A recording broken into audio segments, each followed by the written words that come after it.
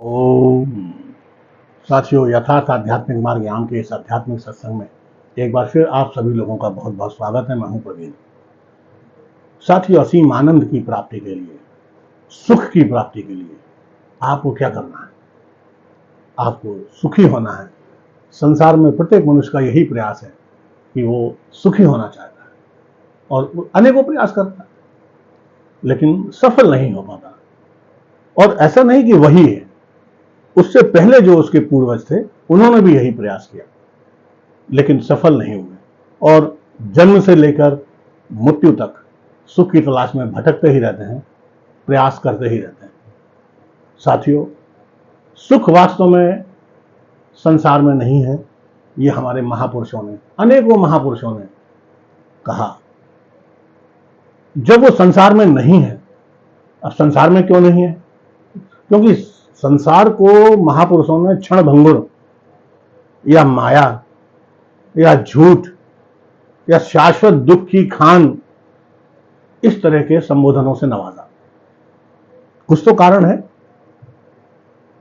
वो हमसे पूर्व के लोग थे, उन्होंने हमसे ज्यादा मेहनत करी और जब उन्होंने उस सुख का माध्यम ढूंढ लिया, उन महापुरुषों ने फिर बताया कि वो सुख अंदर मिलता है, बाहर नहीं मिलता। मेरा भी अनुभव यही है कि सुख अंदर है, बाहर है ही नहीं। अब चूंकि सुख अंदर है तो वो मिलेगा कैसे? अंदर क्या है? आप अंदर देखेंगे तो क्या है? मांस है, मज्जा है, हड्डी है, खून है, कफ है, यही सब चीजें हैं, ऑर्गन्स जो आप साइंस आपको बताती है। लेकिन साथियों, अंदर एक बहुत विशाल संसार है। जितना संसार बाहर है, ये तो आपका एक ही संसार है जो आप अपनी आंखों से देख रहे हैं। अंदर अनेकों जीवन, जितने भी आपके जीवन है, वो सारे संसार सुरक्षित हैं। अब ये आपके ऊपर है कि आप कितने उनको ढूंढ पाते हैं, कितने उनको समझ पाते हैं, देख पाते हैं। तो इसके लिए अब आपको अंतराल में सफर करना पड़ेगा, अंतर उतरना पड़ेगा। अब अंदर क्या है? अंदर है आत्मा, रूह। जब आत्मा है तो बाहर का संसार हम मन के संरक्षण में विचरण करते हैं और अंदर के संसार के लिए हमें अपनी आत्मा के संरक्षण में सफर करना होता है। रूह के, ये रूहानियत इल्म है, आंतरिक यात्रा है।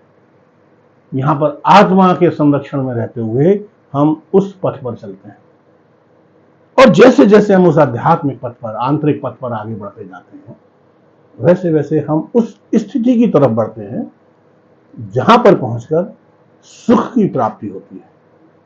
और वो सुख वही सुख होता है जिसके लिए मनुष्य अनेकों जीवन से भटक रहा है। केवल एक ही जीवन नहीं, अनेकों जीवन में भटक रहा है।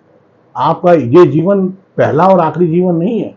इससे पहले भी आपके अनेकों जन्म हो चुके हैं और आगे भी होंगे, यदि आपने उन संस्कारों को नहीं काटा। आना इसी संसार में। इस संसार में है क्या?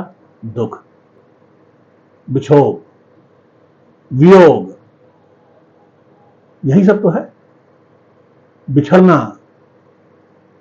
क्योंकि प्रकृति तो नश्वर है, ये तो बदलती जा रही है, छूटती जा रही है, रेत में बंद मुट्ठी की तरह। तो इसको, स्थायी सुख को प्राप्त करने के लिए आपको उस इल्म की तरफ बढ़ना है। वो इल्म जो है रूहानियत इल्म, रूहानियत का इल्म है। रूह के सत्संग में आगे बढ़ना है। दूसरे शब्दों में, आत्मा के संरक्षण में रहते हुए आंतरिक यात्रा की जाती है, वही है आध्यात्मिक यात्रा।